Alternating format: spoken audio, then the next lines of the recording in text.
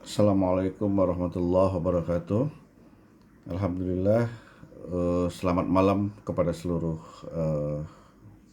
pemirsa, bahwa pada kesempatan ini kita akan mencoba untuk eh, mengetahui lebih dalam lagi bagaimana sih sebenarnya praktek menabung di perbankan Islam itu. Harus diketahui dulu sebagai pokok pembahasan awal atau dasarnya bahwa menabung adalah salah satu aktivitas yang dianjurkan di dalam agama Islam, karena menabung adalah sebuah perilaku antisipatif bagi seorang muslim untuk mempersiapkan diri terhadap segala kemungkinan di masa yang akan datang, sekaligus untuk mempertahankan, memperbaiki, dan segala hal yang sifatnya baik itu pribadi, keluarga, ataupun sosial secara keseluruhan. Jadi dengan menabung akhirnya orang memiliki aset atau memiliki materi yang bisa dimanfaatkan in case of terjadi sesuatu atau di masa yang akan datang. Banyak dalil-dalil di dalam Al-Quran yang menganjurkan kita untuk menabung, sebagaimana yang firmankan oleh Allah di dalam Al-Quran surat Al-Baqarah ayat 266. Di situ dikatakan, apakah ada salah seorang di antaramu yang ingin mempunyai kebun kurma dan anggur yang mengalir di bawahnya sungai-sungai. Dia mempunyai dalam kebun itu segala macam buah-buahan. Kemudian datanglah masa tua pada orang itu sehingga sedang ia mempunyai keturunan yang masih kecil-kecil atau lemah-lemah. Nah, bagaimana untuk mengantisipasi yang kecil-kecil dan lemah-lemah itu? Ya, dengan cara menabung. Anjuran Al-Quran demikian. Kemudian di dalam hadis juga Rasul Muhammad menganjurkan kita untuk berhemat. Hemat maksudnya apa? Hemat maksudnya untuk tidak menghabiskan segala sesuatu dengan cuma-cuma, dan merupakan bagian daripada aktivitas menabung. Itu baik. Sejalan dengan anjuran Islam untuk menabung, maka di dalam bank Islam ada produk tabungan sebagaimana yang berlaku di perbankan konvensional.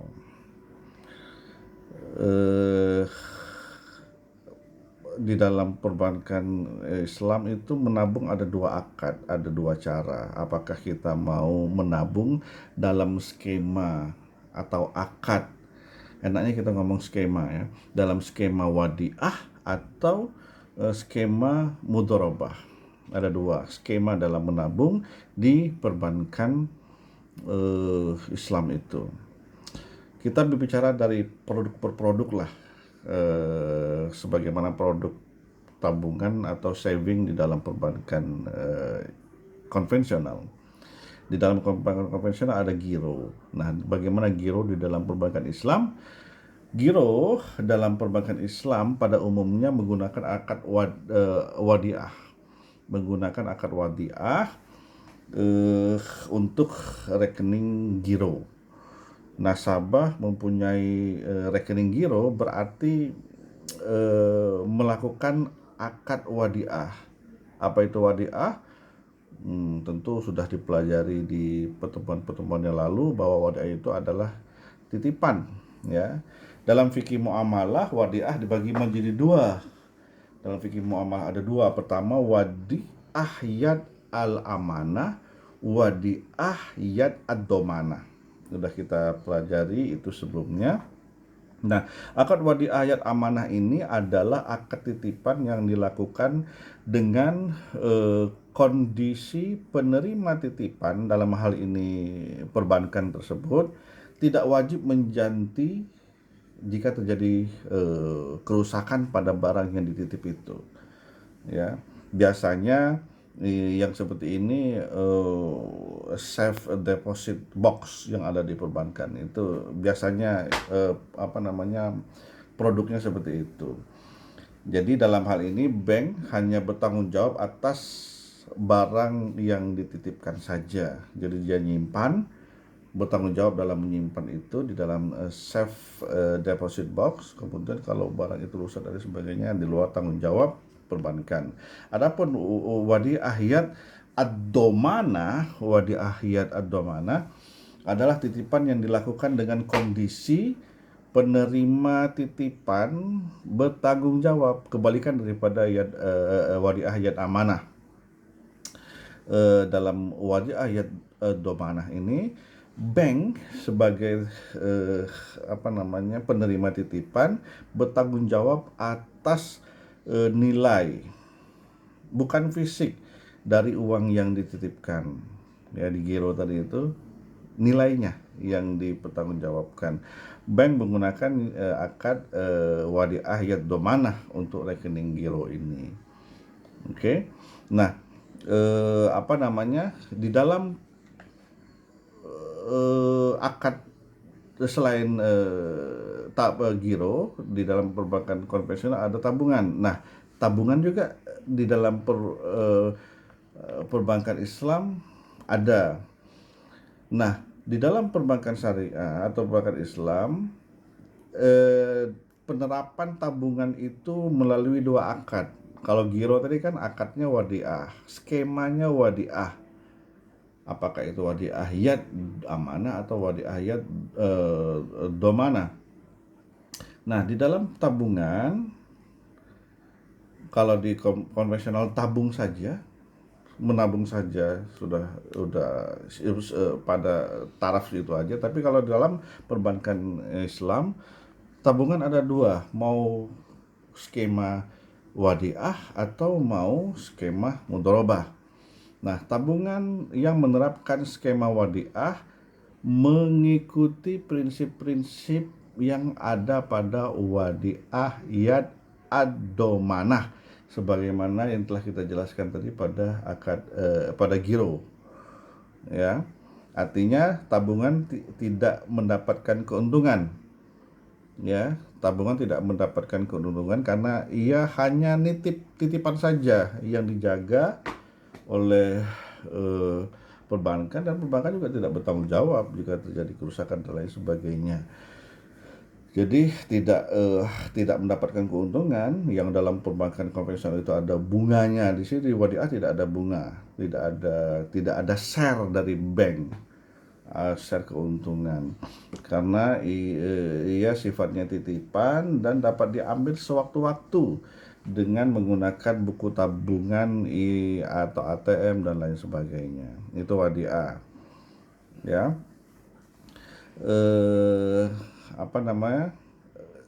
Di tabungan wadiah yang memakai skema wadiah yad ad-domanah tidak ada share keuntungan, namun bukan berarti tidak boleh bank memberi keuntungan, boleh saja.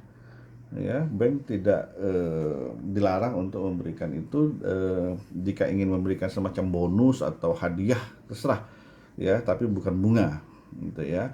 Kalaupun tidak masalah karena memang hanya sekedar titipan saja. Tabungan yang lainnya, skema yang lainnya adalah mudharabah. Nah, dalam mudharabah ini prinsip-prinsipnya sesuai dengan prinsip mudharabah itu sendiri. Ya, pertama, keuntungan dari dana yang digunakan oleh perbankan untuk untuk diputar itu harus dibagi hasilnya dengan yang memiliki dana. Nah, itulah kalau dalam skema konvensional bentuknya bunga, tapi dalam skema perbankan Islam bukan bunga tapi share keuntungan, profit sharing. Kedua, ya, adanya tenggang waktu antara dana yang diberikan dan pembagian keuntungan. Karena kan investasi itu harus diputar dulu, jadi tidak sekarang saya nabung dengan skema mudharabah lalu bulan ini juga saya nerima profit sharingnya, tidak, tapi ada tenggang waktu, sehingga itu betul-betul menghasilkan, investasi itu betul-betul menghasilkan itu. Jadi tidak ada sharing kalau dalam wadiah, tidak ada sharing, tapi boleh ada sharing kalau dalam bentuk bonus atau hadiah jika bank menginginkan. Namun dalam yang skema mudharabah ada sharingnya, ya, yang kalau dalam perbankan konvensional disebut bunga, namun harus ada tenggang waktu. Bank diberikan waktu untuk memutar sehingga betul-betul menghasilkan. Giro sudah, tabungan sudah, yang terakhir adalah deposito. Dalam perbankan konvensional ada deposito, di dalam perbankan syariah, dalam perbankan Islam juga ada deposito. Bank syariah, bank Islam menerapkan akad mudharabah dalam deposito. Review sedikit lagi biar nggak hilang. Giro akadnya wadiah dalam perbankan Islam. Tabungan akadnya atau skemanya bisa wadiah atau mudharabah. Nah, kalau deposito mudharabah, ya, seperti dalam tabungan, dalam hal ini deposan atau nasabah bertindak sebagai sohibul mal, pemegang modal yang mempunyai uangnya, dan bank selaku mudharibnya, ya. Jadi penerapannya sama, ya, deposito mudharabah. Dalam deposito ini harus ada tenggang waktu, ya, tenggang waktu apakah itu 30 hari, 90 hari, dan sama dengan perbankan konvensional ada tenggang waktu. Tetapi mudharabah, saya deposan sebagai yang memiliki uang, bank yang memutar uang itu investasi, sehingga sharingnya adalah di situ, profit sharingnya, ya. Dan ingat, karakteristik, syarat-syarat, kemudian bagaimana mudharabah itu yang sudah dibicarakan pada pertemuan terdahulu. Kemudian ya, agak mirip-mirip antara perbankan konvensional dan perbankan Islam dalam produknya, artinya mirip, ya, apa yang ada di konvensional ya ada juga di dalam perbankan Islam, tapi skemanya, akadnya yang berbeda, gitu ya. Nah, oleh karena itu bagaimana membedakan antara menabung di bank syariah dan menabung di bank konvensional? Ya mudah saja kita membedakannya. Kalau perbedaan pertama terletak pada akad tadi, di bank syariah ada akad, di perbankan konvensional tidak memakai akad. Contohnya aja tadi, nabung kalau kita buka tabungan di bank konvensional, nabung ya nabung. Kalau kita buka di perbankan Islam, nabung, kita milih mau wadiahkah atau mau mudharabahkah. Yang kedua, perbedaannya adalah pada imbalan yang diberikan. Bank konvensional menggunakan konsep biaya, cost konsep untuk menghitung keuntungan. Artinya apa?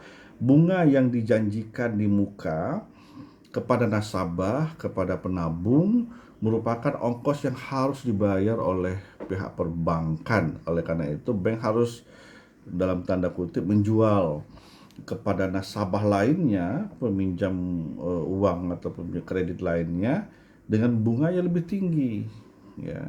Perbedaan di antara kedua bunga itu, biaya tadi itu disebut dengan spread, ya. Disebut dengan spread, yang kita dengan spread itulah spread. Dalam bank syariah, dalam bank Islam, yang dilakukan di dalam pemberian imbalan itu adalah profit sharing. Ya, ingat tadi mudharabah, dari tabungan mudharabah, profit sharing, bukan bunga, ya, bukan cost concept gitu. Yang ketiga adalah sasaran kredit atau pembiayaan. Kalau penabung di bank konvensional, kita nabung, kita nggak tahu uang kita dikemanakan, diputar di mana, oleh siapa, dan seterusnya. Tapi di dalam bank syariah harus jelas, harus diinvestasikan di usaha yang sah atau halal, tidak boleh di tempat yang tidak halal. Semuanya harus, dan itu terinformasi dengan baik kepada nasabah kemana saja, yang pasti kehalalannya dijaga dengan baik. Saya kira demikian bagaimana menabung di perbankan Islam. Semoga dapat dipahami dan memberi manfaat yang baik. Mari kita hindari riba, mari kita hidup dengan rezeki yang halal. Assalamualaikum, selamat malam.